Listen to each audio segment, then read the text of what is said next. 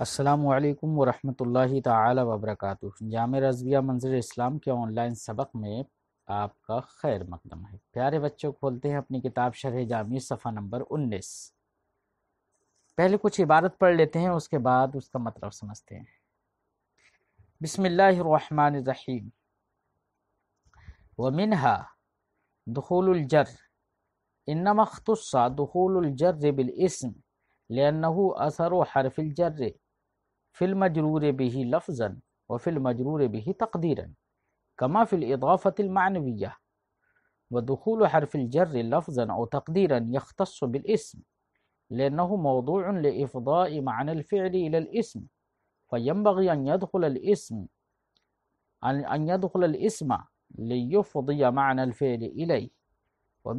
أما الإضافة اللفظية فهي فرع للمعنوية، فينبغي أن لا يخالف الأصل بأن يختص بما يخالف ما يختص به الأصل عن الفعل أو يزيد عليه بأن يعم الاسم بالفعل۔ پیارے بچوں، کچھ عبارت آپ نے سنی، آئیے اس عبارت کی وضاحت کرتے ہیں۔ گفتگو اس کی چل رہی ہے کہ اسم کے خواص دخول لام ہے، جس کا بیان اس سے پہلے سبق میں ہوا۔ ایسے ہی خواص سے اسم سے جر کا داخل ہونا بھی ہے۔ کیا ہے بچوں؟ جر کا داخل ہونا۔ جر اسم کے خواص سے ہے۔ جر اسم کا خاصہ کیوں ہے؟ اگر یہ پوچھے کوئی تو اس کا جواب صاحب شرح جامی انما اختص یا انما اختص دخول الجر بالاسم لأنه اثر حرف الجر سے دے رہے ہیں۔ جواب کا خلاصہ بچوں یہ ہے کہ جر حروف جارہ کی وجہ سے آتا ہے، یعنی جر حرف جر کا اثر ہے، اور حرف جر اسم کا خاصہ ہے، وہ کسی فعل وغیرہ پر داخل نہیں ہوتا۔ تو جر بھی جب حرف جر اسم کا خاصہ ہے، جب مؤثر اسم کا خاصہ ہے، تو اثر بھی کس پر آئے گا؟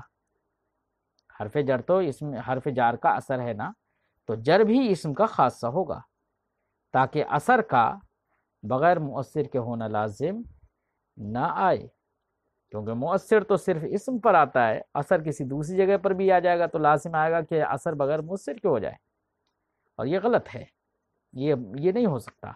اس لیے حرف جر کا دخول اسم کے ساتھ خاص ہے۔ بات سمجھ میں آئی بچوں؟ اسی کو صاحب شرح جامی نے فرمایا وَمِنْهَا دُخُولُ الْجَرْ، اور انہی خواص میں سے ایک خاصہ جر کا داخل ہونا ہے، اسم کا خاصہ۔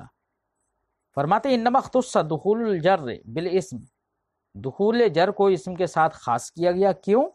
دلیل لِأَنَّهُ أَثَرُ حرف الجر، کیونکہ یہ حرف جر کا اثر ہے۔ جر کیا ہوتا ہے؟ حرف جر کا اثر۔ فی المجرور به لفظا، مجرور به لفظا میں، اور مجرور به تقدیرا میں، یعنی حرف جر کے ذریعے سے جو اسم مجرور ہوتا ہے تو کبھی کبھی حرف جر لفظاً آتا ہے اسم پر، کبھی حرف جر اسم پر تقدیراً ہوتا ہے۔ یہ صاحب شرح جامی نے کہا۔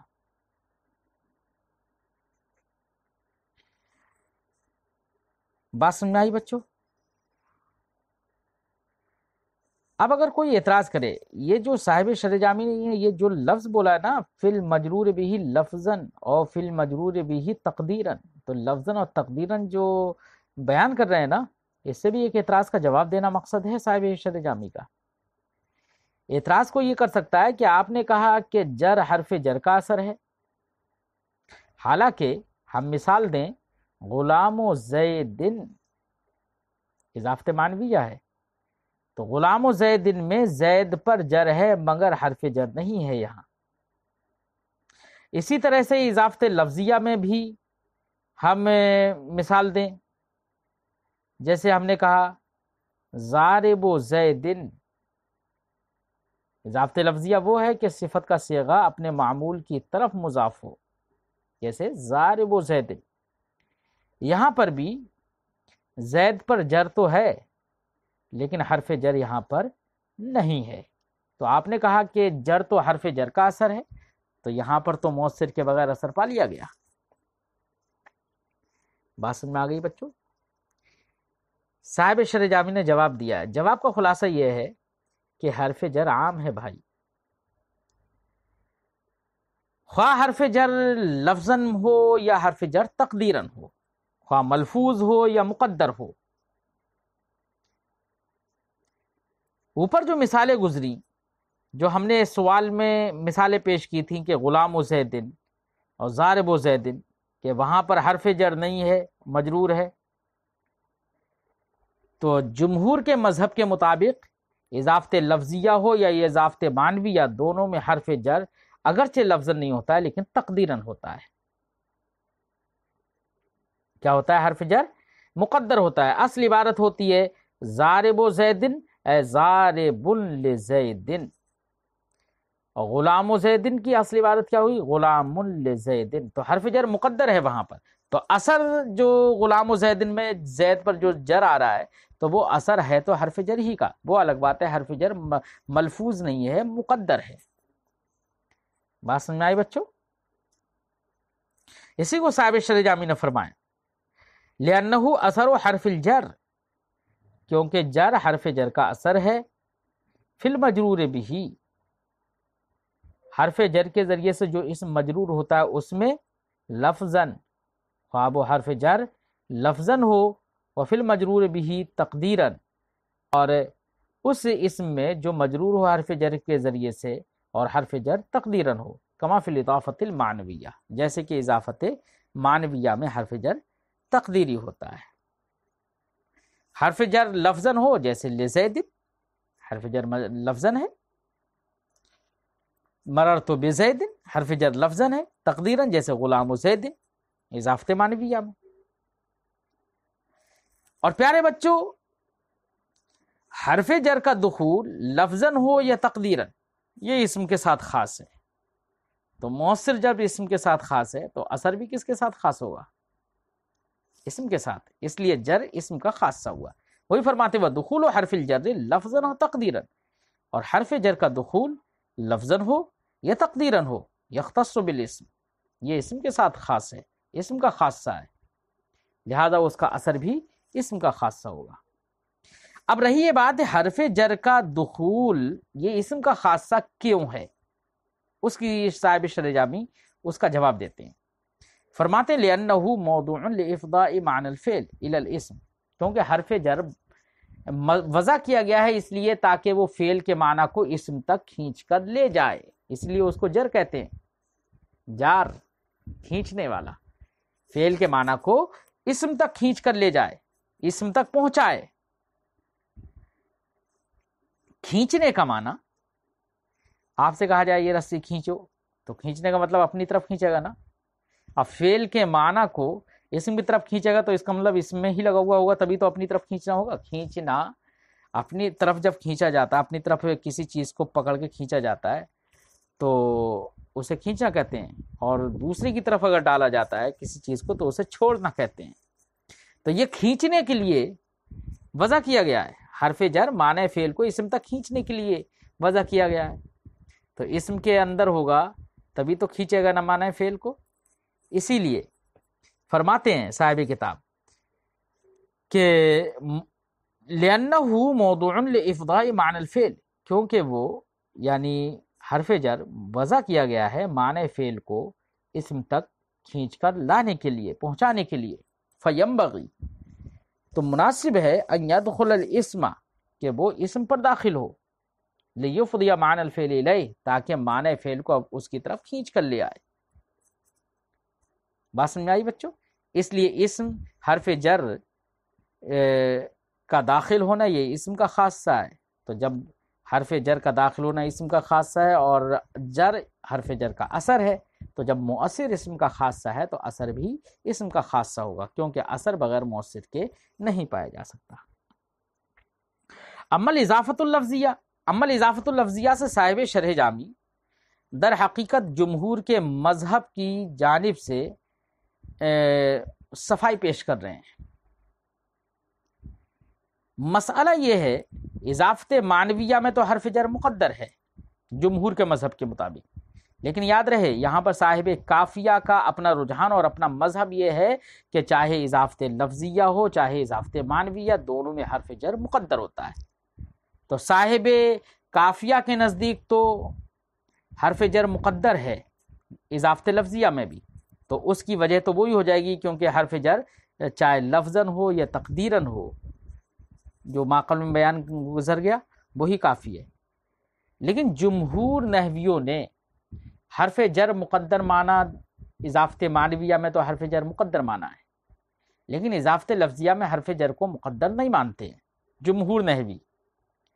جب حرف جر کو وہاں مقدر نہیں مانتے، لہذا ضارب و زید اضافت لفظیہ ہے، تو وہاں پر جر کیسے آیا؟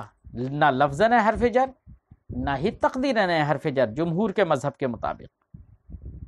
صاحب کافیہ کے مذہب پر تو یہ ہے کہ حرف جر لفظاً نہیں ہے لیکن تقدیراً ہے، کیونکہ اضافت لفظیہ اور معنویہ دونوں میں تقدیر حرف جر مانتے ہیں صاحب کافیہ۔ جمہور اضافت لفظیہ میں حرف جر تقدیری نہیں مانتے، اور لفظاً تو ہے ہی نہیں ضارب و زید میں، تو پھر یہاں پر جر کہاں سے آیا؟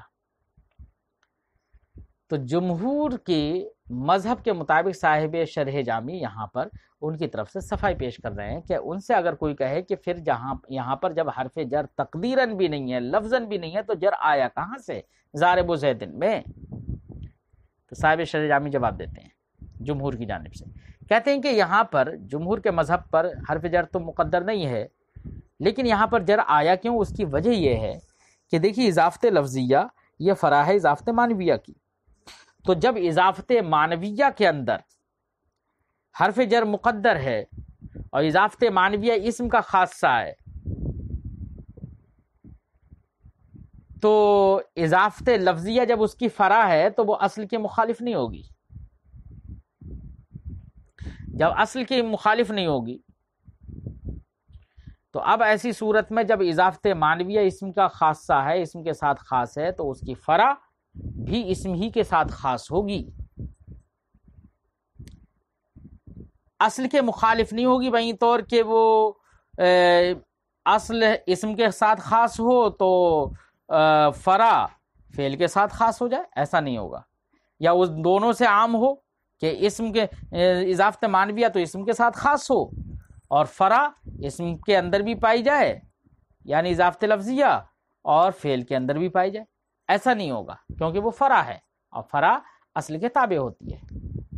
اس لیے اضافت معنویہ میں تو حرف جر مقدر ہے اور وہ اسم کا خاصہ ہے، تو اضافت لفظیہ میں اگرچہ حرف جر مقدر نہیں ہے جمہور کے مذہب کے مطابق، لیکن جب حرف جر اگرچہ مقدر نہیں ہے لیکن اس کے باوجود وہ اضافت معنویہ کی اصل فرع ہے، اضافت معنویہ اصل ہے، تو وہ اصل کے مخالف نہیں ہوگی، لہذا اصل یعنی اضافت معنویہ جب اسم کا خاصہ ہے تو فرع بھی یعنی اضافت لفظیہ بھی اسم کا خاصہ ہوگی۔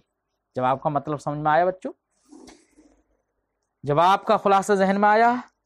جی ترجمہ کرتے ہیں۔ فرماتے وہ عمل اضافت اللفظیہ، رہی اضافت لفظیہ، فہی فرع للمعنویہ، تو وہ معنویہ کی فرع ہے، فینبغی، تو مناسب ہے، لا یخالف الاصل، کہ اضافت لفظیہ وہ اصل یعنی اضافت معنویہ کی مخالفت نہ کرے۔ مخالفت اگر کرے گی تو کیا ہوگا؟ تو فرماتے بأن یختص بما یخالف ما یختص به الاصل، بئی طور کہ اضافت لفظیہ خاص ہو جائے اس کے ساتھ جو مخالف ہو اس کے جس کے ساتھ اصل مختص ہے، یعنی اصل یعنی اضافت معنویہ مختص ہے اسم کے ساتھ، تو اضافت لفظیہ مختص ہو جائے اس کے خلاف یعنی فعل کے ساتھ، عن الفعل یعنی فعل کے ساتھ مختص ہو جائے، یہ مخالفت ہو جائے گی۔ اور یزید علیہ، یا اضافت لفظیہ پر بھی بڑھ جائے، وہ اضافت معنویہ پر بھی بڑھ جائے اضافت لفظیہ بئی طور، یا اصل پر بڑھ جائے فرع بئی طور، بأن یعم الاسم والفعل، کہ اضافت لفظیہ جو کہ فرع ہے وہ اسم کو بھی عام ہو فعل کو بھی عام ہو، جبکہ اضافت معنویہ وہ صرف اسم کا خاصہ ہو، تو یہ مخالف نہیں ہوگی اصل سے اس طور سے۔ اس لیے مناسب یہی ہے کہ جب اصل کے مخالف نہیں ہوگی تو جب اضافت معنویہ جو اصل ہے جب وہ اسم کا خاصہ ہے تو فرع یعنی اضافت لفظیہ بھی اسی کا خاصہ ہوگی۔ ومنہا، اور انہی خواص میں سے ایک خاصہ ہے التنوین، یعنی تنوین کا داخل ہونا۔ پیارے بچوں، تنوین کا داخل ہونا یہ اسم کا خاصہ ہے۔ سب سے پہلے تو یہ سمجھ لو کہ تنوین کہتے کسے ہیں؟ تنوین لغت میں جعل الشیء ذا نون کا معنی ہے۔ لغت میں کسے کہتے ہیں؟ جعل الشیء ذا نون، نون والا بنانا، کسی شے کو نون دینا۔ اصطلاح میں تنوین نام ہے اس نون کا کہ جو کلمے کے آخر کی حرکت کے تابع ہو اور وہ تاکید فعل کے لیے نہ ہو، اسے تنوین کہتے ہیں۔ اسی لیے کہا جاتا ہے کہ تنوین وہ در حقیقت نون ساکن ہے۔ پیارے بچوں، تنوین کی 5 قسمیں ہوتی ہیں: تنوین تمکن، تنوین عوض، تنوین تنکیر، تنکیر مقابلہ، تنوین مقابلہ اور تنوین ترنم۔ کتنی قسمیں ہیں بچوں؟ 5 قسمیں۔ ہم ایک شعر سنا دیتے ہیں آپ کو، اس شعر کے اندر 5 کا ذکر ہے۔ شاعر کہتا ہے: تنوین 5 قسم است اے یار من بگیر، اول تمکن است، عوض ثالث تنکیر، دیگر مقابلہ است، ترنم برادرم، این 5 یاد کن کے شوی شاہ بے نظیر۔ تو اس شعر کے اندر آپ غور کریے گا، 5 تنوین کا ذکر ہے۔ تنوین 5 قسم است اے یار من بغیر، اے میرے دوست غور سے پکڑ لو، اسے لے لو۔ تنوین 5 قسم کی ہیں۔ اول تمکن است، عوض، اور دوسری کیا ہے؟ عوض، ثالث تنکیر، اور تیسری تنکیر ہے۔ دیگر مقابلہ است، اس کے علاوہ دوسری مقابلہ ہے، یعنی چوتھی مقابلہ۔ ترنم برادرم، اے میرے بھائی، 5ویں کیا ہے؟ ترنم ہے۔ یہ 5 یاد کن، ان 5 کو یاد کر لو کہ شبی شاہ بے نظیر، تاکہ تم شاہ بے نظیر، بے مثال بادشاہ ہو جاؤ۔ بہرحال بادشاہ ہو یا نہ ہو وہ دور کی بات ہے، آپ کو 5 قسمیں ذہن میں رکھنا ہے۔ اب اگر کوئی ایک اعتراض کر سکتا ہے، اعتراض یہ کر سکتا ہے کہ جناب مصنف نے تو تنوین کو مطلق ذکر کر دیا، جس سے ظاہر ہوتا ہے کہ تنوین کی تمام اقسام اسم کے ساتھ خاص ہیں، حالانکہ تنوین ترنم اسم کے ساتھ خاص نہیں بلکہ فعل اور حرف میں بھی پائی جاتی ہے۔ شاعر کا قول ہے: اقل اللوم عاذلی والعتابا وقولی ان اصبت لقد اصابا۔ معنی ہوگا: اے ملامت کرنے والی، ملامت کو کم کر دے اور عتاب کو کم کر دے، اور اگر میں درستگی کو پہنچ جاؤں تو کہہ دے کہ ہاں وہ درستگی کو پہنچ گیا۔ اس مذکورہ شعر میں اصابہ فعل ہے، فعل کا جو نون اصابن ہے یہ تنوین ترنم ہے جو نون سے بدل دیا گیا ہے۔ ایسے ہی کان قدن میں، قدن میں قد حرف ہے نا، اور حرف پر تنوین ترنم داخل ہوئی۔ اس سے پتہ چلا کہ تنوین ترنم اسم کا خاصہ نہیں ہے، فعل کے اندر بھی پائی جاتی ہے، حرف کے اندر بھی پائی جاتی ہے۔ تو صاحب کافیہ نے تنوین مطلق کیوں ذکر کر دیا؟ جواب یہ ہے چونکہ تنوین کی 4 اقسام اسم کے ساتھ خاص ہیں اور ایک قسم فعل اور حرف میں بھی پائی جاتی ہے، لیکن اکثر تو اسم کے ساتھ خاص ہے۔ للاکثر حکم الکل، اکثر کے لیے کل کا حکم لگا دیا جاتا ہے۔ اس کی بنا پر تنوین کو مطلق کہہ دیا مصنف نے۔ حالانکہ یہ بات صحیح ہے کہ تنوین ترنم اسم کا خاصہ نہیں ہے۔ اب آپ کے ذہن میں ایک بات آتی ہوگی، پہلے اس کا تھوڑا سا ترجمہ کر دیتے ہیں۔ فرماتے وَمِنْهَا دُخُولُ التنوین، انہی خواص میں سے ایک خاصہ تنوین کا داخل ہونا ہے۔ بِأَقْسَامِهِ، تنوین کے اپنے اقسام کے ساتھ، إِلَّا تنوین ترنم، سوائے تنوین ترنم کے۔ یہ استثناء کر دیا نا، جواب ہو گیا نا بچوں جی۔ وَسَيَجِي فِي آخِرِ الْكِتَابِ إِنشَاءَ اللَّهُ تَعَالَى تعریف، کتاب کے آخر میں انشاءاللہ تنوین کی تعریف آئے گی اور اس کے اقسام آئیں گے، لیکن ہم نے آپ کے سامنے تنوین کی تعریف اور اس کے اقسام ابھی بیان کر دیے ہیں۔ کہہ رہے ہیں کہ صاحب کتاب کے آخر میں تنوین کی تعریف بھی آئے گی، اس کے اقسام بھی آئیں گے، اس طور سے اعلیٰ وجہ اس طور سے آئیں گے کہ یظہر جہت اختصاص معاد تنوین ترنم کے تنوین ترنم کے ما سوا جو 4 اقسام تنوین ہیں ان کا اختصاص اسم کے ساتھ کیوں ہے، اس کی وجہ اور جہت معلوم ہو جائے گی، ظاہر ہو جائے گی۔ اور تنوین ترنم فعل کے ساتھ مختص، وہ اسم کے ساتھ مختص کیوں نہیں ہے، اس کی وجہ بھی معلوم ہو جائے گی۔ وجہ تو عدم اختصاص تنوین ترنم بھی، اور تنوین ترنم اسم کے ساتھ مختص نہیں ہے، اس کی جہت اور اس کی وجہ بھی ظاہر ہو جائے گی، روشن ہو جائے گی۔ تو عن قریب کتاب کے آخر میں اس کا بیان آئے گا، لیکن ہم یہاں پر تھوڑا سا اس کے بارے میں بیان کر دیتے ہیں کہ تنوینات اربع اسم کا خاصہ کیوں ہیں۔ بات سمجھ آئی؟ تو کیوں ہیں، اس کا جواب یہ ہوگا کہ اب تنوینوں میں غور کر لیجئے کون کون سی تنوین ہے۔ ایک ہے تنوین تمکن۔ تنوین تمکن کا کیا کام ہوتا ہے؟ تنوین تمکن اپنے مدخول کے انصراف کے لیے آتی ہے، یعنی تنوین تمکن جس پر داخل ہوتی ہے اس کو منصرف کر دیتی ہے، اور انصراف اور عدم انصراف اسم میں پائے جاتے ہیں، اسم کے علاوہ کسی فعل اور حرف میں انصراف اور عدم انصراف نہیں ہے۔ منصرف ہونا، غیر منصرف ہونا یہ اسم کا خاصہ ہے، لہذا تنوین تمکن اسم کا خاصہ ہوگی۔ بات سمجھ آئی؟ تنوین تنکیر اپنے مدخول کی نکارت کو بتاتی ہے، اور نکرہ ہونا، معرفہ ہونا یہ اسم کا خاصہ ہے، کسی فعل اور حرف میں نہیں پایا جاتا، اس لیے تنوین تنکیر اسم کا خاصہ ہے۔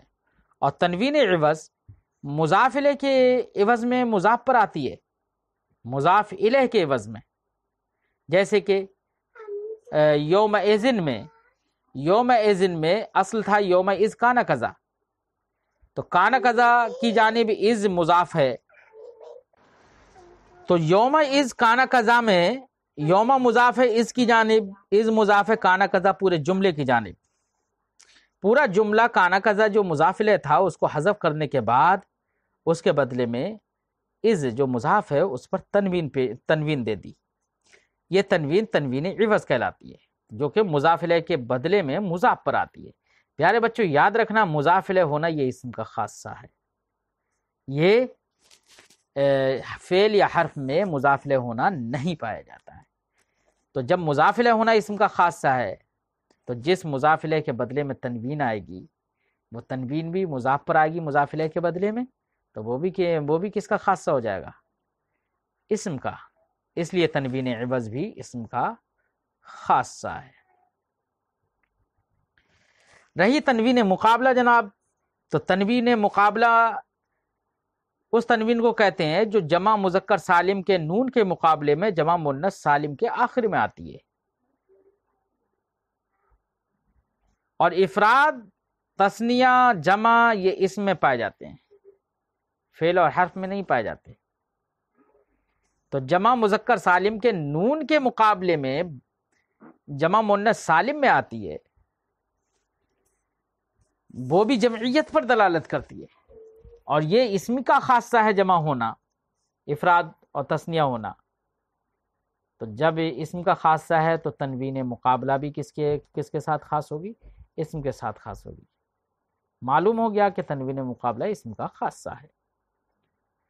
یہاں پر کوئی اگر یہ شبہ کرنے لگے کہ تثنیہ و جمع تو فعل میں بھی پائے جاتے ہیں جیسے ضربا اور ضربو، تو اس کے یہ کوئی مشکل اعتراض نہیں ہے۔ جواب یہ ہے کہ ضربا اور ضربو کا تثنیہ و جمع ہونا یہ بلحاظ فاعل ہے، خود فعل تثنیہ و جمع نہیں ہے، خود فعل تثنیہ و جمع نہیں ہے، بلکہ اس میں فاعل تثنیہ جمع ہے۔ اس فاعل کے لحاظ سے فعل کا صیغہ کہہ دیا جاتا ہے کہ یہ تثنیہ کا صیغہ ہے، یہ جمع کا صیغہ ہے۔ بات سمجھ میں آئی بچوں؟ تو ہم نے یہ بات بتا دی کہ تنوین ترنم کے علاوہ دیگر چاروں تنوینیں وہ اسم کے ساتھ خاص ہیں۔ اگلے صاحب کتاب فرماتے ہیں وَمِنْهَا الْإِسْنَادُ إِلَيْهِ، اور اسی میں سے مسند الیہ ہونا ہے، یعنی خواص سے اسم سے ہی ایک خاصہ مسند الیہ ہونا ہے۔ صاحب شجامی فرماتے ہیں ہوا بالرفع، الاسناد الیہ یہ رفع کے ساتھ پڑھا جائے، کیونکہ ما قبل میں کیا تھا؟ دخول الجر، تو جر تو مجرور تھا، تو جر پر عطف کریں گے تو پھر تو الاسناد الیہ مجرور ہو جائے گا، تو معنی ہوگا اسناد کا داخل ہونا۔ اگر جر پر عطف کر دیں یا تنوین پر عطف کر دیں تو لازم تو معنی ہوگا اسناد کا داخل ہونا، کیونکہ پھر اب دخول الاسناد الیہ کا عامل بن جائے گا۔ حالانکہ اسناد نہ داخل ہوتی ہے نہ لاحق ہوتی ہے، تو اب اس کو مرفوع پڑھا جائے اور دخول پر عطف کیا جائے تو معنی ہوگا کہ حرف جر اور تنوین کا داخل ہونا اور مسند الیہ ہونا، یہ اسم کا خاصہ ہے۔ اسی کو صاحب شرح جامی فرماتے ہیں وَهُوَ بِالرَّفْعِ الْإِسْنَادُ إِلَيْهِ، یہ رفع کے ساتھ عطف علی الدخول، یہ عطف ہے دخول پر، لا علی مدخولی، دخول کے مدخول یعنی جر اور تنوین پر عطف نہیں ہے۔ کیوں؟ لأن المتبادر من الدخول الذکر فی الاول واللحوق بالآخر، کیونکہ دخول سے جو تبادر ذہنی ہوتا ہے وہ اس کی طرف ہوتا ہے کہ کسی چیز، کسی کلمے کے شروع میں کسی کا ذکر کیا جائے تو یہ دخول ہے، اور لحوق سے تبادر ذہنی ہوتا ہے کہ کلمے کے آخر میں کسی کا ذکر کیا جائے۔ وکلاہما منتفیان، دخول اور لحوق دونوں اسناد کے اندر منتفی ہیں، کیونکہ اسناد نہ ہی کلمے کے شروع میں ہوتی ہے نہ آخر میں ہوتی ہے، بلکہ دو کلموں کے بیچ میں ہوتی ہے، وہ تو امر معنوی ہے۔ ایسے ہی بالکل الاسناد الیہ جیسے رفع پڑھا ہم نے، ایسے ہی اضافت میں بھی آگے جو مصنف نے کہا ومنہا الاضافہ، اس میں بھی رفع ہی پڑھیں گے، اور وہاں پر بھی مسئلہ یہی ہے کیونکہ اضافت بھی نہ ہی اس میں لحوق ہے نہ دخول ہے۔ اسناد الیہ سے مراد مسند الیہ ہونا ہے، صاحب شرح جامی فرماتے ہیں، کیونکہ مسند الیہ ہونا اسم کا خاصہ ہے۔ اسم کا خاصہ کیوں ہے؟ اس لیے کہ فعل مسند ہوتا ہے، کبھی مسند الیہ نہیں ہوتا ہے، اور حرف تو نہ مسند ہوتا ہے نہ مسند الیہ، اس لیے مسند الیہ ہونا یہ اسم کا خاصہ ہے۔ فرماتے ہیں والمراد به کون الشیء مسند الیہ، الاسناد الیہ سے مراد ہے شے کا مسند الیہ ہونا۔ وانما اختص هذا المعنى بالاسم، مسند الیہ ہونا یہ ایک معنی ہے، یہ اسم کے ساتھ خاص ہے۔ کیوں؟ لأن الفعل قد وضع لأن يكون ابدا مسندا، کیونکہ فعل کی وضع تو اس لیے ہوئی ہے کہ وہ ہمیشہ مسند ہو، صرف مسند ہو ہمیشہ۔ فلو جعل مسندا الیہ، تو اگر اسے مسند الیہ بنا دیا جائے یلزم خلاف وضعہ، تو اس کے وضع کے خلاف ہونا لازم آئے گا، اور یہ باطل ہے۔ بات سمجھ آئی بچوں؟ تو آج کی گفتگو ہم یہیں پر ختم کرتے ہیں، دھیان سے آپ پڑھیں گے، سنیں گے۔ السلام علیکم ورحمۃ اللہ تعالی وبرکاتہ۔